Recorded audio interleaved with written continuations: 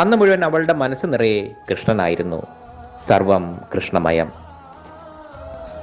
അങ്ങനെ അവിടെയുള്ളവർ ഗുരുവായൂരിൽ പോയിട്ട് വരുമ്പോൾ പ്രസാദമൊക്കെ എല്ലാവരും ഭാമയ്ക്ക് കൊടുക്കുമായിരുന്നു. ഒരു ദിവസം ഒരു മോതിരം അവൾക്ക് ആരോ കൊടുത്തു.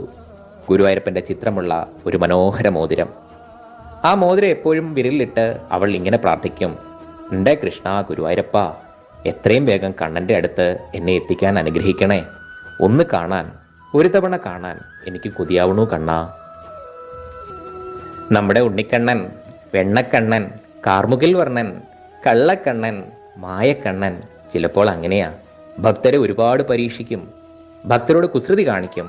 അതുപോലെ ഭാമയോടും കുസൃതി കാണിക്കുകയാണ്. കണ്ണനെ കാണണമെന്ന അതിയായ മോഹവുമായി അവൾ കാത്തിരുന്നു. കാലങ്ങൾ പിന്നെയും കടന്നുപോയി. ഭാമ വിവാഹപ്രായമായി.